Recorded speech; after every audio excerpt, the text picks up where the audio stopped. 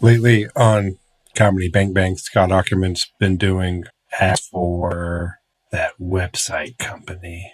Oh, what is it? Squarespace. Yes. And Squarespace has reimagined drag and drop designs. And for me, it's hard not to hear that they have imagined dragons. When you said it, I heard that. Isn't that weird?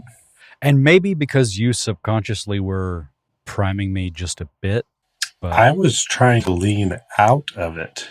well, there you go. Case closed. Yeah. All of my Google domains have been slowly porting over to Squarespace, and I have to say, I'm not happy about it. This episode is brought to you by Squarespace. With reimagined drag and drop designs, you too can be sorely disappointed. You too? All of your Is this just an episode of misheard items? Yeah. As long as they are accessible rock bands. Ooh, who are some other accessible? Like rock bands for people who don't actually like music. U2, Imagine Dragons, Coldplay. I knew you were going to say Coldplay, but I didn't know why. Because all three bands you just named are so very different. But they have a safeness in common. What is it? It's just accessible. There's like a blandness. They're the vanilla ice cream of rock music. It's fine. Vanilla ice cream's pretty good. I do take issue with vanilla being the blank canvas. Vanilla is an incredibly complex flavor.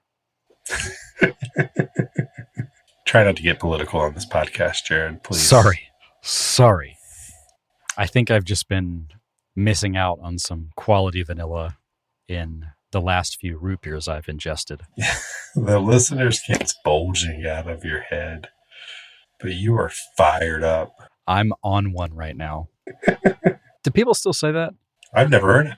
I will. Okay, well, all right. I suppose you and I are in different parts of Twitter, me being in none of them. Do you mean X.com? Oh, I didn't mean to dead name. So, my super sweet 16. You always come in with like a handy little play on the minute that we're. I wonder how much time of your day here's you work on it. Do you have a list? Here's the weird sort of. No. This it's an improv exercise. I refuse to come up with anything before we roll, and try my best to do something good right when we come in. And sometimes it hits, sometimes it does not. But I like challenging myself. It's kind of like plane jobs. I think we've talked about that game before. Pilot, flight attendant. Oh, no. So I play this improv game with myself where when I'm on a plane and someone asks me what I do for a living, I just make up something on the spot and then see how long I can go convincing them that I do whatever that is. That's cute. It's clever. How's that working out for you? So I started making up more and more ridiculous things to challenge myself. And the most recent one, someone asked me, and I said that I work on my uncle's butterfly farm. And I still was able to convince. But then I started thinking that there's maybe a curve where once it gets so ridiculous, you have to believe it. I gotta think that even if they don't believe you, they're not calling you out on it. They're thinking, oh, because they have to sit next to me. This guy's making up some stuff, but yeah, sure, I'll go along for this ride. But they almost always give me their card or something. Like they talk about their actual job. And I think it's maybe just because people love talking about themselves. They're just not focused on what I'm saying really at all. It's just an opportunity for them to try and sell me insurance or something. The last flight I was on had a young woman who was in med school, and she spent the entire flight trying to convince everyone that they should also go to med school the way that she went to med school. I think she was doing it in Europe or something.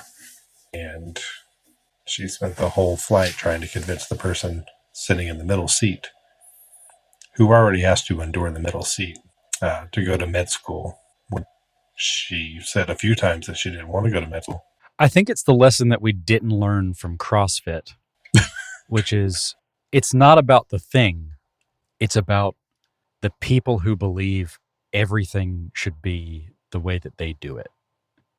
Yeah, it takes a special kind of person to have such a narrow and confident view of the world. I can only see the world my way, and I think everyone should do what I do. The only thing I'm convinced every person should do is watch Home Alone, preferably minute by minute alongside this podcast. But beyond that, I don't know what's best for you. You should. You might not, but you'd likely know better than I would. Your experience in the world, your journey is different than mine. But as for myself, I can say that watching Home Alone minute by minute and talking about it with my friend every week has been a rich and fulfilling experience. I think each episode gets better. I don't want to alienate people. I don't want to isolate lots of people. I don't want to maroon 5 people or anything like that. But I really think that Home Alone is great, especially minute 16, which we're talking about today. Jerod, did you see what I did there? I did. Okay. I did. And I loved it. Okay. I loved it. I picked out another crappy band, worked their name into a sentence. Would you say that they are accessible? Yes. Would you say that their precursor, Kara's Flowers, is accessible? Clearly not, because I've never heard of them. You didn't see them on tour with the Aquabats when whatever his name is was not a superstar? No. I know that Maroon 5 has some legitimate roots, but I can't say that I had the pleasure of seeing them before they decided they could make a lot more money ruining rock and roll.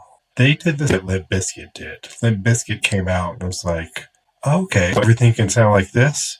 Yeah, everything will sound like this. Every band that sounds like this gets a record deal, and no bands will try to do anything else but this for a long, long time. And I think in the modern world of streaming music, and it's tough to make money selling records, so you have to get your music onto Royal Caribbean cruise commercials to make any money.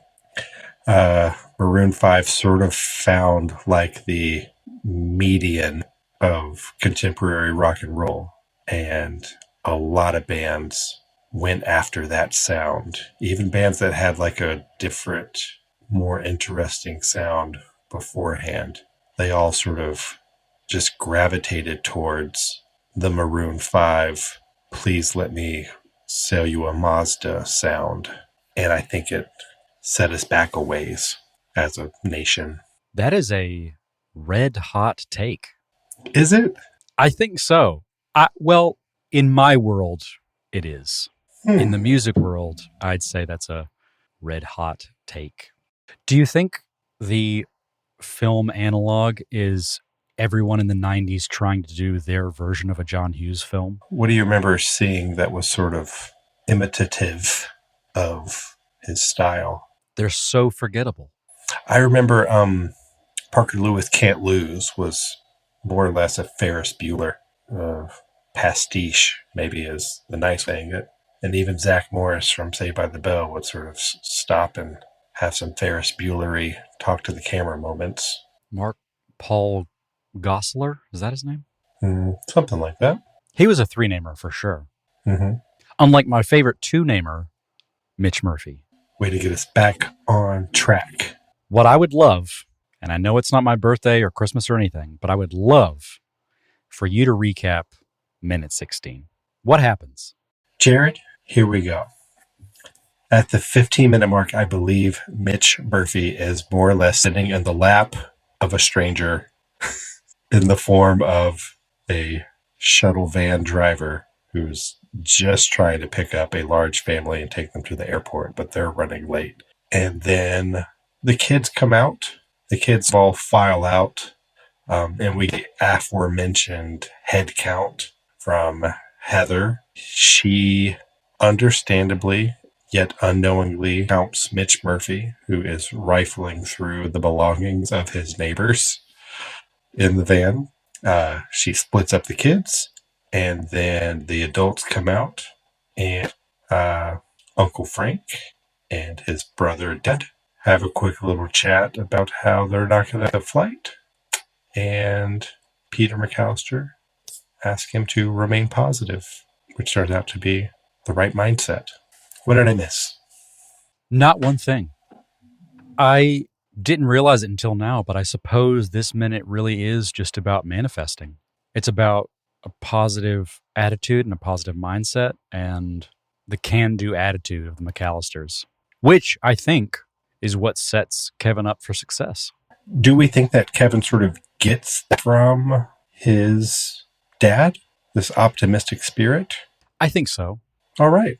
Well, great episode. Couple of questions. Meta questions, even. Okay. The questions that Mitch Murphy is asking at the top of this minute. Yes. Things like, does this have automatic transmission? Does it have four-wheel drive? Is he a car enthusiast, or is he just asking because he has heard those things recently? I do think that Mitch Murphy has an insatiable thirst for knowledge. He's just got to know these things. I don't get the impression that he's just learned about four-wheel drive and automatic transmission, but that's very possible. That's a very childlike thing to fixate on. He just wants to know stuff, and he's comically unaware of how annoying he is. So I don't think anyone will be upset for us overanalyzing, because that's kind of what we're doing here. We should be reading into everything, right? So the response to these questions is, I told you before, don't bother me. Which means that Mitch Murphy has already been told not to bother this man by this man and continues to ask questions. That's what that line says to me. Yeah, we've already seen him say, beat it. Well, we've seen the other driver. Oh, is that the other guy? You're paying closer attention to this movie than I am, Jerod. Yeah, I think it would be the back van driver first. I don't know, kid. And then I guess the lead. He's the one who's like, I told you before, don't bother me. Van driver number one. Yeah, van driver number one will say lead, who says, I don't know, she said 8 sharp or something. And then it goes to van 2, and now we're back to van 1. Mitch has been bugging this guy. These aren't the first 2 questions that he's asked him, and he's already been told to leave. What I love about it is that he doesn't leave. He's told leave. By an adult who is in charge of this van. Maybe not the owner, but he's the authority figure of this van. He's told to leave. And what does Mitch Murphy do? It starts digging through all the bags. I think there is some time that could have passed while all the hustle and bustle was going on where we're cutting inside. That's where we're supposed to believe a lot of back and forth, I think, with Mitch and the drivers. Yes. So as the kids file out, there's another theme running, at least in my mind, in the quality of actor that Devin is. Because Buzz, as he's filing out, kind of does this yawn, I am too tired to be doing this, but I'm moving kind of thing. Yes. And it's just so natural. And this sounds absurd, but for me to just be like, hey, great yawn, Devin. It's understandable praise because there are varying levels of commitment to this filing out. The kids kind of come out in varying degrees of that motivation. The script says the kids are tired and groggy. Mm. So Devin's crushing it. And the other ones... Yeah, I think... And maybe it would look a little corny if they were all sort of stretching and yawning and they all were mouth agape as they file out towards the van. But some of them are just sort of just walking out hitting their mark. I know it's a bit early, but I might go ahead and say unsung hero for this one because everybody knows Mitch Murphy is stealing the show on this one. But Yes. a hero that's not nearly as sung. If you'll forgive me for jumping ahead just a moment to praise Devin's choice a little more, when Heather's doing the head count and sort of aggressively gets Buzz on the head and he sort of like jerks his head away. It's a really beautiful moment. It's so natural. It's so real. It's a real good cousin rivalry. It's a good reminder for Buzz. While he's the oldest in his immediate family, he's not the oldest cousin here. There's a smarter, more together, better right in front of him, and she has a power over him that he can't ignore. As the audience are so ready to see that small little moment of Buzz getting taken down a peg, and the only person who can do it at this point is Heather. Because Kevin can't get a win here. He's asleep in the attic. None of the other kids have any sort of power, and the adults just took his side, like in the fight in the kitchen and stuff, and that's still fresh. But we've got Heather, and Heather can make sure that Buzz isn't a moron. She is pretty aggressive. I catch multiple shut ups. I love that shut up. It's such a good shut up. There's lots of different ways to say shut up. I teach teenagers all day. Sometimes I have to say shut up, but I have to say it in the right way, or it's too mean or too rude. But she's taking on this important task, and she's got to get it right. She's got to get the count. I also appreciate that she brings them in. She's like, I got to do a head count. So she's not just saying, line up in front of the van, shut up, you're all idiots, Buzz, you're a moron. She's at least cluing them into why she's doing it. And to the point you made last minute, everyone is doing all the safety checks and things that they should be doing. Yeah. So and this is totally not Heather's fault. She got the count wrong. Was she supposed to make eye contact with her cousin? It's ridiculous. The whole point of a head count is that you aren't thinking about things on an individual level. You're just saying, do I have the right number of heads in this pod? Right. And she's physically tapped them all on the head to ensure it. What is weird is that she counts herself at a weird place. Did you notice that? I always thought that was some sort of blocking thing. Like it was something that they had to do for some kind of a shot. I'm just thinking if you got to count and part of your count includes self, you got to make yourself first, last. She makes herself, I think, number 3. She starts counting, realizes that she's got to count herself, and then continues on. It is a weird move. Well, I think you said it just then. She realized that she didn't do it, so she pulled herself back into the count. We have an odd number of cousins, right? Yes. 11. 11? Do you want to name them all just to sound impressive? Do you want to try and do them in order? Oldest to youngest? No, in front of the van. Ooh, I don't think I can. But sure, let's go for it. Without word, this is you and I not looking at the movie. I think that dawned on me like earlier. It's like, why would we not just sort of have this minute queued up while we talk about it? But we never do.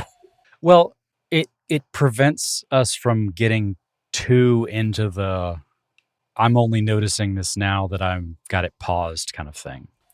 Yeah. It's not the Home Alone millisecond. I think you'll do better at this than me, but I'll put on my brave pants and guess that Brooke comes first. Okay. I think Brooke's much later. Who do you think is first? I'm pretty sure it's Fuller. Let's do this. Let's have you guess. Ooh, okay. They all sort of line up at the van and sort of get ready. I'm sorry. We have to talk about Mitch Murphy's wow. He finds a camera in their bag. And wow. Well, not only that, but the fact that he really is doing the 8-year-old stuff, all the things that like Kevin would be doing if it was somebody else's bag as opposed to what is probably Kevin's. Because is it possible that this is Kevin's bag that he packed himself? This is Kevin's suitcase. Okay, so Mitch Murphy jumps in, takes a picture, which I love the idea of them developing that camera. Okay, so Heather's counting. Think Fuller's first. Yeah. Are you? I'm looking at it. I'm ready to grade you. Okay, I think Fuller's first. I feel like Rod is last. You would be correct. So it's Fuller. Is Fuller than one of the girls? Let's say Tracy. No. Ooh. Okay. If it's not Tracy, then I'll say Sandra because I feel like Megan is closer to the end. Sandra is on deck. You're missing somebody. Okay. So Fuller, Jeffy Pooh. Okay, so Jeff's 2, and then Heather counts herself as 3.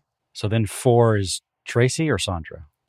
Sandra. Okay, then Tracy. Because I know right here in the middle is Buzz, and Lenny is kind of hovering around him because she's doing this like I'm cold dance. Yeah, like it seems like Tracy and Sandra are sort of like sort of behind Sandra. It's kind of hard to see her. So not as easy. And I would say that she's here on the screen. So either she's like tucked behind. So yeah. So anyway, there's Fuller, that middle Jeff, middle jumble. Heather, Sandra. And then someone sort of standing in front of Buzz. I'd say that's Lenny. Is she doing her cold dance? Okay. So, and then Buzz doing 11, 92, 12. Don't be a moron. Which he has to do, right? Like, how could Buzz not do that at that moment? Then Brooke. Separated from the twin. Yep. And then Mitch, right? He's 9. It looks like counted before Mitch in terms of where they are. No, they do. Yeah, they Mitch, but I think there's a little bit of some continuity. Like she's sort of in a different position in the reverse shot. Ooh. And then Rod's last, like you said. So I think, if anything, this just proves how difficult Heather's job was because she had to get a head count through all these different takes and no one was in the same spot. They're all in the same spot from her shot. The reverse with from Mitch's inside the van. Oh, and Tracy isn't there. She was just sort of behind people. When they disperse, half in this van, half in the other, you do see Tracy there. Which McCallister do you think cut themselves in half to evenly split the van? I think it's Lenny. She's the most dramatic. Yeah, she would do it. Good old Lenny. Teen girls are the ones most heavily affected by self-splitting. The most divisible. Indivisible, with liberty, under God, justice, something or other. But touching a bit on that reverse shot that you're talking about, can we talk about how little regard Mitch has for the world? Like the meme of some men just want to watch the world burn. That's the person who undoes a yo-yo, not even to yo-yo it, and just leaves it. He really is just indulging himself. I just want what they have for a very short amount of time. Is that why he asks for something French? He just wants to be part of their world. I like that because that's what you would say to your neighbor who's going to France is, bring me back something French. Do you think they brought him back anything French? No, guaranteed they did not. They kind of left early, right? Well, not just that, but he seems like he's saying it just to the general audience and no one's picking up on it. Yes, Like no he one's does seem large. acknowledging him. Yeah, he seems ignored here. I like it as the end of his character now that his function is served. He's been Kevin in the head count. That's all he needed to do. He does have a similar hat to Kevin too. That toboggan that he has is pretty similar to Kevin's. It's similar to the one that Kevin has when he's sledding. So even with that specific detail, not that even I don't even think Heather would care what kind of hat Kevin's wearing these days, but at a quick glance, even the style of hat would confirm, yeah, that's Kevin. Go through a bag. Well, and to my earlier point, a head count isn't about the individuals. It's just, do we have the right number of kids? Yeah, she was asked specifically to do a head count, not a verify the face of everyone getting in the van. Yeah, it's not a sign-in list. She's not taking attendance. Did you notice Leslie holding a bunch of like Christmas gift bags as she walked? I don't know where they're going to put all this stuff. Like, are they going to check it all? Even first class, like you get to bring aboard like a bunch of just loose Christmas bags. These were a wild time to fly. It was pre 9/11. I think you could like smoke babies on airplanes or something. Like it was a different time. Yeah, it was crazy. Which is, I think that dovetails nicely into the last piece of this minute, which is the Brothers Grimm. idea that you can leave your house 45 minutes before the minute takes off and still make the flight. You can leave the suburbs of your city, get to the airport, and get there. These days, if you show up 45 minutes before your plane takes off, like they've closed the gate 45 minutes before it takes off.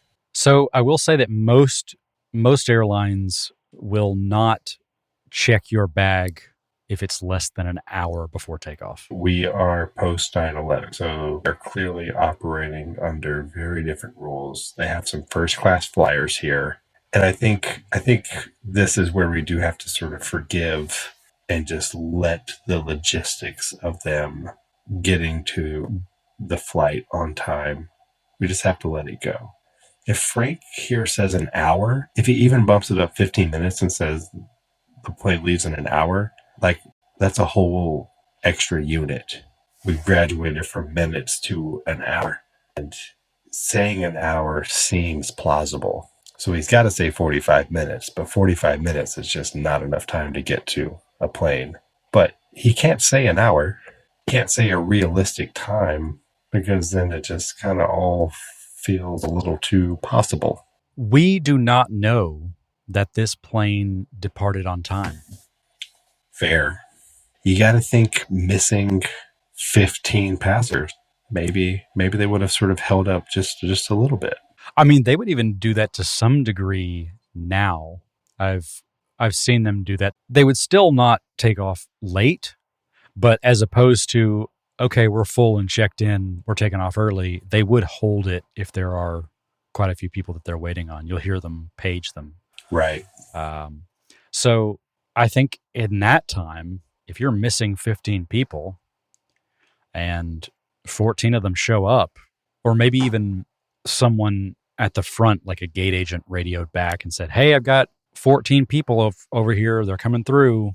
And someone at the gate's like, oh, well, we're waiting for 15, so that works. We're maybe getting a little bit ahead. This is maybe conversation for... Right. Right.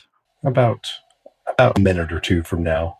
But again, the power of positive thinking. Jerod, you think positive. They've got a real Bert and Ernie vibe, right? Like Uncle Frank's a Bert. And Peter's like, hey, Bert. Thank you. That's all I wanted. Rubber ducky. Now we have to pay for that. Thanks. Yeah, cut that out. A massive budget for like one episode that we have. Rubber ducky, you're the one. And it's just like, oh, God. Oh, he's bleeding us dry. $1,500 every time, plus residuals. I don't even want to deal with the admin of tracking that, let alone paying it. So I'll ask this one more time, just because I can't get it out of my head. Mhm. Are they in the suburbs? Or is this some magical version of Chicago where they're 10 minutes away from the airport? 10 minutes away from downtown, 10 minutes from the airport, 10 minutes from Wrigley. I would maybe accept some magical Chicago geography here if we really needed to. I think Winnetka is where they really are. I don't think they try that up or hide it. Okay, then they don't get to the airport in 45 minutes. No, they don't. Let alone get to the plane. But you know what? We'll be positive. Should we Google it? Let's go. Winnetka to ORD. Are we avoiding tolls or? Yeah, those vans don't have passes on them. So from 671 Lincoln Boulevard. We're going right there. Which we're assuming 671 Lincoln Avenue is the log. Yeah, it's like 30 minutes. Yeah. They can totally make this. Think Pond Frank. I'll be realistic. Can I just say that when you said magic and geography, I started thinking about ways to combine them, and it became Maggiography, and I just started thinking about Maggianos. You got to think the McCallisters have eaten quite a few meals at a Maggiano's. Or are they a macaroni grill family? They're a Maggiano's crew. Which McCallister always wants Maggiano's for their birthday? Say who you think it is, and I'll tell you why it's not. Going through them. I think it's Kevin. Not Italian enough. Is there an Italian in the McCallister gang? Yeah, the van driver. I see Kevin like really getting into chicken Alfredo. He does get fancy with some macaroni later, but maybe we're getting ahead of ourselves, which is what we do on the Home Alone Minute. Is that you closing us out? Is that until next time? I was trying to find some way for you to talk about the email address because the Home Alone Minute at gmail.com is our email address. That's right. We love emails. I don't know if you've been following the Home Alone's Instagram account, but boy, had a nice meal at Red Lobster on us. Wait, what? You gotta get on social media. Okay, hold on. Hold the phone. A true influencer. Nick, I'm sorry. I'm sorry I missed your moment, and now Nick, Jared's what you call off-grid. I tend to be grid adjacent. That's a good description of you. No, you're a busy guy. You got irons in the fire. You're working on an app that's. We've got the Home Alone, our band that only plays songs about the movie Home Alone. We have a ancillary project that only does TV theme songs. The Superstation. You have a child at home. You do a lot of writing. I believe writing. I think you're writing 21 pilots